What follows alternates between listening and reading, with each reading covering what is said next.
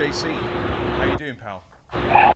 Hey Paul, good to see you. Thanks for joining me. I really appreciate you making the time. I know that you've got a ton of things on your hands. You're on the shop floor now. This is not necessarily a normal day-to-day place for you to be. I understand that you're putting in a lot more time on the shop floor. How's that working out? Obviously, it feels like a return to early days. Yep. We had since grown to a number of locations, and it really kind of required me to step back primarily to like a communication and coordination type of role. Now we're down to a single production stream at a single location. So, with the unfortunate need to reduce headcount and the lack of complexity of our operations, it really calls for me to be back on the floor, to be able to be cross-trained and standing close to the folks that are working on that single production stream. So this time of year in Boston, sort of starting to look like you might slowly edge out of winter into spring proper. What would Trillium usually look like right now? You've said, of course, this feels like a return to those early days where Trillium as a brewing company was you and Esther doing everything together. Now, of course, you've got this multi-site operation. What would normal end of April look like for you guys in 2020? We really would have, had the huge Boston area milestone of Patriots Day and have the Boston Marathon going on at the same time the Sox are starting to play at Fenway Park.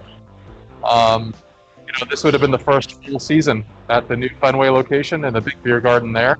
And we would have been just about approaching opening up our Rose Kennedy Greenway beer garden. We have been opening up the roof deck at the restaurant, and just kind of everybody just sheds off the snow and comes back out again. And we've designed and created spaces to really take full enjoyment of that big thing that happens in the spring in the Boston area. So, it's a pretty drastic difference to kind of just be tucked indoors and not really having the big crowds of folks and people kind of enjoying the spring sun anymore. At least with us. So you said that you've gone from operating. Well, you'd have two sites in operation in Canton. You'd have Fort Point Restaurant. You'd have your beer garden just about to open up, and of course the new Fenway Park location. So that's a lot of staff that you would have had under your management and on your books. Tell me what it's been like to go from that sort of anticipation that you probably had at the start of the year of the amount of work that you all needed to undertake to, how many people have you got actively working in Trillium right now? I think we have just about a total of about 40 people. Really with the locations that we had, the lion's share of our headcount was really, was really attributed to hospitality. We had changed our business, or evolved rather, our business into being very hospitality forward. It's what we enjoy. We never had visions of producing large volumes of beer and having it kind of trucked all around the country or all around the world.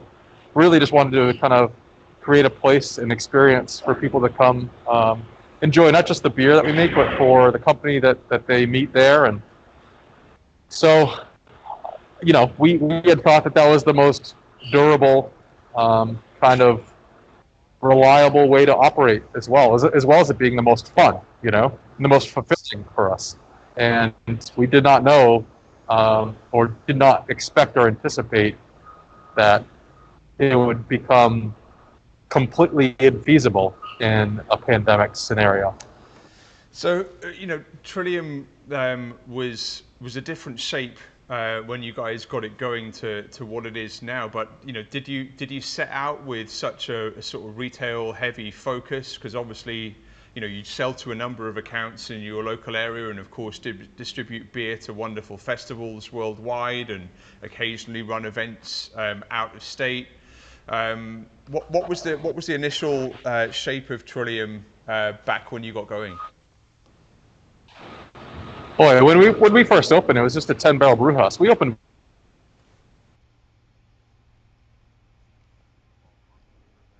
So, yeah, we were tiny, very tiny, Yep. like way too, 2,300 square foot location.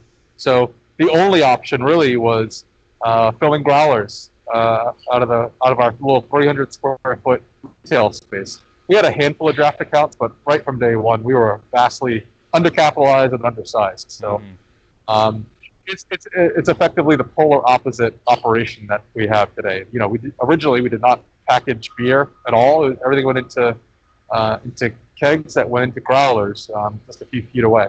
So it's about as different as we've evolved and grown to, with the multi-site locations, with one, five, two 10-barrel batch brew houses, and as well as our production brew house. It's pretty drastically different. And how do you think that, like, some of the years that you've got behind you with your retail experience, how do you think that's aided or maybe even hindered your preparation for the shape of Trillium right now today? Well, I have to say that the size that we had grown to, and the management team that we've developed, coupled with the kind of the deep experience and expertise that we have in all disciplines, from sales, marketing, quality, brewing, cellar work, packaging, facilities, we could not have made these drastic changes that we've had to make as quickly and as expertly as we've done if it was back to the original days. If it was just Esther and I, we would have flailed pretty hard if it was just the two of us. So, you know, we helped to lend some experience and some perspective, as well as keep folks guided on the founding principles and the values that we hold.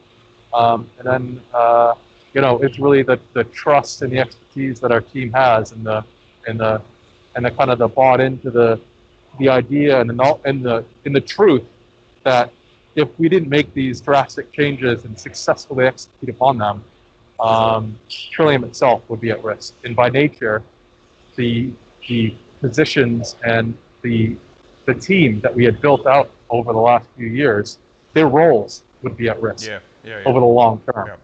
You know, I don't expect this to continue forever, and one day we'll be able to bring team members back into their roles as much as we can. But if we didn't make these really drastic changes as quickly as we did, then I probably wouldn't be on this phone call with you, Paul. I would been probably to figure out how to not lose everything. Yep. Yeah, it's, you know, I don't think anybody can rightly prepare for anything like this other than trying to stay as agile and sharp as you possibly can. You know, undoubtedly, that's something that's really aiding you guys as much as it is everyone that's keeping the lights on. You know, we've gone from our business typically being 92% of what we make going to wholesale trade, so that's draft accounts and bottle shops. 8% of what we made went through our tap rooms and online store, and now we're having to fight as hard as we can to reform a new shape that's online only, and it's extremely costly to run a brewing business and then send out packs of beer, small packs of beer as suits the taste of the British consumer. You know, that's each pack of beer to send out costs us £8-9 in packaging and shipping, and some of the orders are, you know, coming in at like 4, 6, 8 cans. So it's been a really painful process. We're really busy. We've also been able to keep a skeleton crew going here at the brewery, and we've been able to sort of tick over, but we're definitely only keeping our head above water. That's all we're doing. Yeah. What are you hoping to see from Boston? What are you hoping to see from Massachusetts as a state? What do you need your governors to do to better support Trillium? and the hospitality industry as a whole. Yeah, I think I think that's actually my perspective now, is that you know, we're able to operate Yep. as compared to lots of other businesses that are unable to operate, that are small, independent, mom and pop shops. If we were not able to operate, if just like a major component of our business is unable to operate, we have a 500 seat restaurant in the middle of Boston. Yep. That we have to carry all of that overhead. The landlords are, I guess I would say, unsympathetic to the global pandemic, and we still have bank covenants to meet. We've got a lot of responsibilities that don't take a rest, even though this is going on. So, I guess I'm doing a lot of head scratching, just trying to figure out how to make it through the day, how to make it through the month. We just do the best we can. Where do I see it going? Where do I see? Where do I want governors and mayors to do for us? I think it's not a Trillium question. It's a, what do we want for society? I think that we don't have all the information that we need in order to make sound decisions. It's a lot of conjecture. There's a lot of speculation. The science can't keep up with the needs for the individual. Yep. So there's lots of folks who are out of work and they are wondering how they're going to get food. That's where I want our local government to focus, is to make sure that the most exposed individuals are taken care of in this acute period. I think simultaneously they really need to focus on try to take the intention of programs like the payroll protection program put out by the federal government, and ensuring that those funds are actually accessible to truly small businesses. Mm-hmm. Now we thankfully we're able to apply and receive the funds, but ultimately, if you're not operating in the way that you were, it's just another loan. Yep. People are not looking for more. People do not want more debt right now. It's the last thing. Yeah, definitely. Yeah. So I think, I am not a. I wish I did know the direction that this. I wish I did know the right balance of social distancing while allowing small business to operate, if there is such a thing. Is there?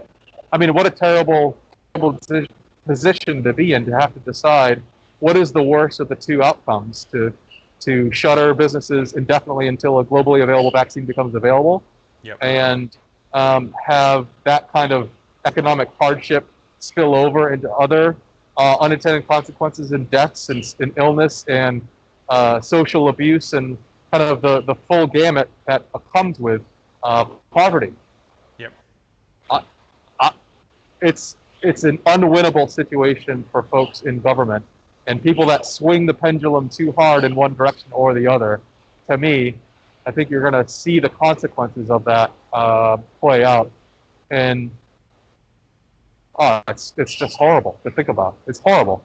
Yep, I'm with you. We're doing everything that we can here as a brewery to try and help feed frontline staff. We're engaged in efforts to try and put some food into shelters and food banks.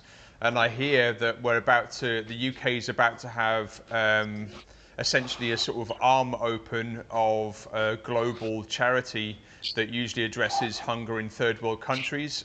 We need a presence of that charity here now to support British nationals, and that's something that's already, it weighs hard on my mind, certainly, that all the ways in which we usually interact with society tend to sort of center around helping people relax and shake off stress and unwind, and we're now having to do that against incredibly tough sort of business context, threat to life, and all the additional stress that brings. How do you see Boston as a city and the greater Boston area? Like, how do you see people coming out of this? What do you think people are going to want to do when that lid slowly gets sort of lifted off and people can move around again, do you think Boston's going to go nuts and you're going to be in this sort of like crazy period where everyone's out like 10 summers combined, or do you think people are going to be terrified and nervous still? I think you're going to have a heterogeneous kind of reaction, because we've got a whole mix of folks out there, right? So there are already people out there that are kind of acting like this is just one big vacation, you know, and they just, oh, it's time to just go out and do things, and I think it's ridiculous that everything's shuttered, so continue to go out. By and large, that's not the case, but of course there's some folks like that. I think that there's a bit of a fatigue that's going on as well. If you've been shut up inside your house for a long time with your young kids, and you're trying to homeschool and you're trying to work from home, it's just, you know, that tension and that anxiety is building up as well. So it's hard to predict what's going to happen. I think you're gonna see more of a trickle effect, but the individual's reaction to this is going to be pretty mixed. Paul, when you were talking about the desire to kind of repurpose or double down your kind of more charitable efforts toward the local community, I think that's incredible, and I think that we see lots of strong signals of businesses doing that around here as well. There's a few efforts that we've taken on, but in talking to our usual charitable partners, they are equally, if not more so, concerned, because the businesses and the individuals that they rely on for their funding and their efforts and their work and their volunteers has disappeared. So those who are at most vulnerable are the ones that are going to be hurt the worst for this, and the organizations that are best equipped to help them. Trillium is not an entity that's best equipped to help exposed vulnerable people, right? So we're not a charity organization. We do support lots of folks that are able to do that, and right now Trillium is not in a very strong position to be able to be as generous as we have been in prior times. So our discussions with those groups, they're asking us to help them brainstorm ways to kind of provide a little bit more structure and a little bit more ability to at least bring back some level of funding. It's a very scary time in a lot of ways, but when we talk about bringing back charitable efforts or food or lots of things to provide to the local community, well, that means any kind of support that was being sent in far-flung places, well, now that's gone for those folks. So it's a tough thing. We're only so small. We're so small, and we can only have so much impact. So of course our commitment is to the local community, and we, you know, for example, we've got our beer garden that we cannot use at Canton, the big patio out there. So we've sawn up a bunch of barrels and turned them into planters. Got a donation of compost from our dairy farmer who takes away our spent grain, and we're putting together a victory garden out there. So to provide food for the local food bank. It's the best we can do. Maybe it's not much, but it's the best you can do. I mean, the spike in demand from food banks right now in the local area is up 1,000%. There's people that were not food insecure before who are very much so now. We're facing the same sort of thing out here for sure. So I think that the operational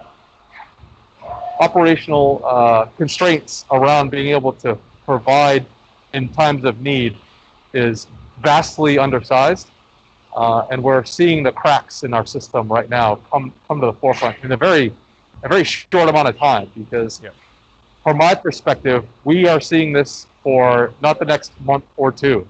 We're going to see this until there's a globally available vaccine or a very, very effective medical therapy. That's exactly how I see it too. You know, it's really troublesome facing this reality. None of us want this. None of us want the risk to our own life, the risks to the lives of our loved ones. None of us want this risk to our business and our normal way of life. But I personally can't see a way that I'd want to return to normal levels of daily activity and mingling out and about in this city. I mean, I love this city. and I love spending time in it, and I love being out and about in it. But I can't see me feeling that comfortable to go and personally, spend time and money in all the businesses that sorely need it, when I feel like that could bring back a risk to this group of people that I work with here, my friends and family outside of work. I can't really see how people are going to feel comfortable. And I guess my worry is that not only do we have to find our way to, sort of survive these months, arguably the rest of the year, and quite possibly beyond that, but whenever we sort of get to that point, we're likely to find quite a different society than the one that we left behind. Like you said, there's so many more people that are immediately in food poverty. There are people whose lives have been destroyed by deaths of their loved ones. There are frontline medical staff who are already going to be at risk of PTSD because of what they've had to deal with and the pressures that they've been under. I mean, intensive care unit staff here in the UK are working 12-hour shifts. They haven't had adequate PPE, at least by many reports from those same frontline departments. So despite what the public's being told, the reality on the ground is life is a lot harder than what the nation's been told through news. And it's going to take some time to see all of that manifest across society. It's difficult to say, of course, because it's such early days, and I don't know about you, but all I've done since early March is spend 7 days a week and pretty much every waking hour constantly obsessing about how we can not see the business close, how none of our staff die, how none of us get severely sick, and how we don't lose any jobs in the long term. And so I haven't really thought too much ahead, but are you seeing consumption pattern changes on the kind of more benign end, I guess, of what of how your business usually runs? Are people drinking differently? Do they need a different type of beer from you? Are you moving away from certain products because you're kind of worried about the vulnerability of short shelf life beer? I mean, how are things changing on a production level? Sort of the strategy, or like the signals of demand that we're seeing from the folks that do come still buy beer from us.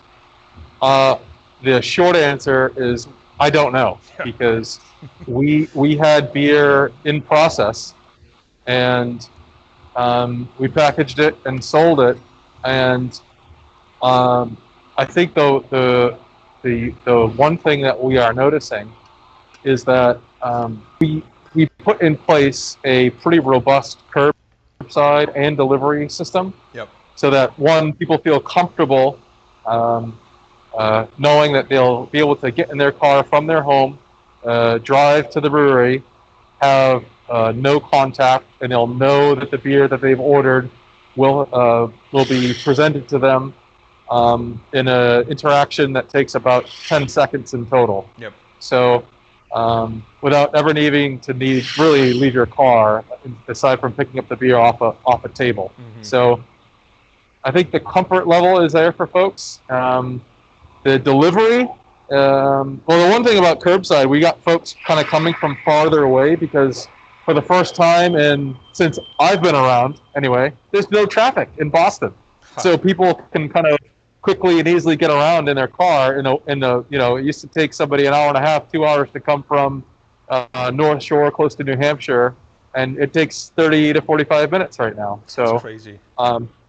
So we were seeing lots of folks coming from farther away places in kind of easily and low stress way. So and now with the delivery service that we've started to offer, we had no idea that whether people would actually take to this or not.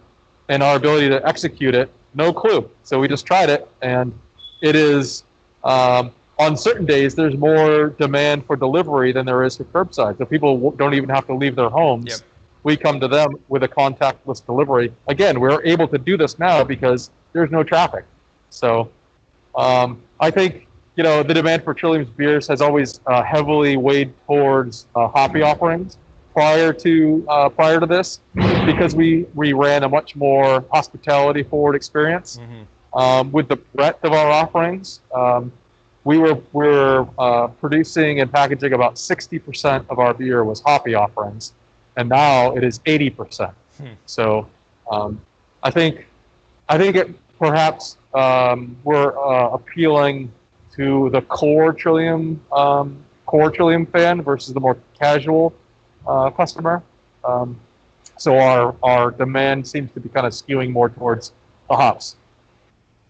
Yeah, makes sense. I think people need that sense of escapism and relaxation. And again, beer is obviously a very common way for people to take a lot of stress out of their lives temporarily. I think when I look at how our businesses are at this point in time, it's really encouraging to talk to you and to talk to other brewers and hear that people are figuring out ways of surviving, ways of keeping the company itself going. I want to get into sort of future scenarios a little bit around how things are likely to be when your mayor, when your governors start to tell you, hey, people in Boston, you can start to move around a little bit more than you have been. You can get a little bit into your normal everyday business. That wonderful situation that you have right now of deliveries not being too much of a hardship. I mean, traffic in Boston, from my experience, sucks, and I only come there 2 or 3 times a year, to come and see you guys. So when that traffic situation starts to sort of get back to a little bit of the norm, that's probably going to reduce not only the amount of deliveries that you can make a day, but maybe your catchment area. That intermediary period between what things are now and any sense of bricks and mortar retail, bricks and mortar sort of restaurant operation getting going again, for me, that might be an even more difficult period for us to navigate than what we've got going on right now. Our staff are also facing the lowest risk going about their business when they're outside of work. So trips to the supermarket I tend to be reasonably quick once they're in, because the queues are being well managed, the roads are quiet. And what does it look like to you when we start to face that kind of like transition out of this shape? Have you had any time to be able to kind of project that far forward and figure out what you might need to do to accommodate less business, and where are you going to build it up from? Yeah, we've thought quite a lot about this as well. Primarily from the first aspect, which is team and customer safety. Yep. We're still operating from a place of lack of information. I think that we do have a handful of models from different parts of the world, and now soon different parts of the country, where they are going to be a couple of steps ahead of where the Boston area folks are. So we're watching that very closely to know that we're all human beings here, and we're all living in relatively similar societies. So what happens elsewhere is a predictor for what will happen in the Boston area. I'm very concerned about immediately reopening, even with new restrictions and limitations in place, our points of hospitality as soon as the government says it's okay to do so. There will be tremendous pressure on us, both financially and personally, knowing that folks are just absolutely itching to get back to work. Yep. But at the same token, there are probably equally as many, if not more, folks who are absolutely petrified to have to go back to work. Yep. So I can say that we're not going to be very aggressive with a return to business. We're in a wait and see mode. But Paul, this, all we do is scenario planning. Yeah, for sure. So we have a million if-then statements. If this occurs, then we do that. If the other thing occurs, then we don't do that. And constantly evolving. You know, we have a planning document that we all share in the management team called the new normal. We're about 8 weeks. Yeah. We're about 8 weeks into this. We're on version 8. You know, it's constantly evolving, constantly adapting. So, you know, the realities of this. We are a charity organization. We are a for-profit business. Yep. And if we do not show profit, then we are in a slow march towards death. So ultimately, we don't get to make the rules. We don't get to make that call about what is possible. Now, ultimately, if there's a sacrifice to be made with a team or customer safety, and the business has to suffer, so that's what we're doing. That's what we're doing now. Yep. So if that means that the business does not survive this, then that's what has to happen. But we'll do our absolute best to make sure that doesn't happen, but that's what we will do. Yeah. So the management team here took huge compensation cuts.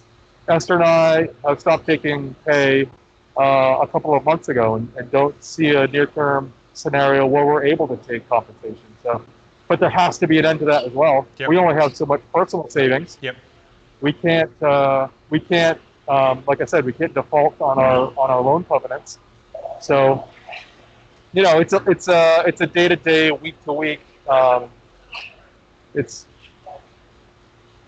rapidly evolving, and we're not going to react to things that are presented to us. It's our responsibility to make sure that we've anticipated what's coming, and then have scenario A, B, C, D, E, and F, so that when we think what happens is different than what we thought was going to happen, it's not a surprise. Yep. You know, I think that's that sort of outlook on life and especially on business is precisely what's behind things being as smooth as they are during normal times. And you know, I'd like to think that all of our friends in the industry are similarly reasonably well adapted, because most of us spend so much time thinking about what the future's going to hold, what the future could impose upon us, and how we might want to sort of lead our response, our industry, in the direction of something that we think's, you know, really for the betterment of people's lives. I feel very similarly to you. There's no way that I can see us. I mean, I'm sat in our tap room right now. It's 20 to 4 in the afternoon, and we'd usually be open now for the past 40 minutes. You can see behind me the stools are up on the tables. I can't see a position where we're open up here again until my staff feel 100% safe. You know, people don't mind coming into work if there's a risk of getting a common cold or even the regular old seasonal flu. You know, we're all fit and healthy enough and know what our sort of likely personal risks are with these regular illnesses. But you know, the kind of long tail of this pandemic means it might come back to us this winter. And if it does, I can't see how we could be open here and have a single person cough and not all feel like we've got to shut the place down and deep clean it for a week. You know, we're going to come out of this probably not in a dissimilar way to how you're strategizing. We're going to come out of it very, very slowly, very carefully, and absolutely with the health and well-being of our customers and our staff first and foremost. I know people would love to flip a switch and be back to normal, but we've got to be really, really patient here to make sure that we're not taking any moves that are going to put our lives at risk and the businesses that we ultimately want to support at risk. So, you know, I want to thank you again for your time, JC. It's great that you had some time available, and like you say, it's great that your time isn't being spent solely trying to figure out how to not you know, immediately solve an intense amount of business issues. I'm thrilled to hear that the management team is rallying around and keeping your strategic view fresh and keep you flexible. You know, I can only wish you the absolute best of luck, and you know, good night's sleep, and kind of keep yourself in good shape to make sure that you're around to make many more good, smart decisions, pal. Yeah, cheers. Thanks for that, Paul. I think after quite a bit of time spent together, we've we kind of know that we're best equipped to deal with these kinds of scenarios, and people on our teams are looking at us for the direction and to lead the way. Yep. And I think a good reminder for all of us is to make sure that we continue to ask for help as well from everybody around us. Not to push off the responsibility of leadership, but to ensure that there's good communication and a good expectation of sharing of that information. Yeah. There's a bit of stress can kind of come about in these scenarios where if you charge forward, you may find yourself with nobody behind you. Yep. So, yeah, I think it's an important thing, and I think we're both well equipped to do that properly with our teams. So thank you for your time today. I think it's an important notion to carry forward. Definitely. And when you find yourself not doing that, forgive yourself for not doing it, and then revisit it. Hey, I want to ask you for a couple of closing tips if you've got them. So I know you like to look after yourself. I know you like to cook. I mean, I've seen your Facebook feed, so I know what you've been up to, pal, and it looks bloody dope. But what are you doing? What are you doing to kind of keep your mental health in good shape? It's a high pressure scenario running Trillium in normal circumstances. What are you doing personally to keep you going and you in good shape? It's actually things like this. It's just kind of talking about what's going on. We didn't really get into the very difficult specific things that are happening, all the little mini moments of crisis and tragedy that are happening really on a daily basis right now in our lives. But to be able to do that personally with folks and to be able to share and empathize and identify with that with people that you hold close to you, it's incredibly important. Probably equally important for me is to make sure that we recognize that we're going through this incredible stress, and Esther and I have never been closer because we're able to kind of openly share that with one another. And when somebody is feeling down or feeling very hurt or they're struggling, the other is there to pick them up. And that's and we've always had that, but now more so than ever. And lastly, the thing that probably is the largest escape from all of this is to look at the day and look at the moment through my children's eyes. Children are wildly resilient. Of course, they're disappointed to not be seeing their friends and doing all the fun things that they typically do as 9 and 7-year-olds. Yep. But they've got dad there making them dinner. They've got a fun game to play and a puzzle to put together with mom. She is their teacher right now, and they've got love in their life. Yep. So as a child, you've got just about everything that you need, so they're happy. Yep. And to see that kind of happiness and that joy in the moment helps me to recognize what's important in life in that moment. And a bit of the other external stress really helps to take a break for at least a few minutes when I'm with my kids. Amazing. Look, I can't wish you guys well enough. Please pass my regards to the team, and I'll reach out to you guys soon and check in again, see how you're doing. But it's really encouraging to hear how much you've been able to sort of transform and adapt so far. And take care of yourself, pal. Cheers, Paul. Good to talk to you. Thank you for this. Cheers, mate. Bye-bye.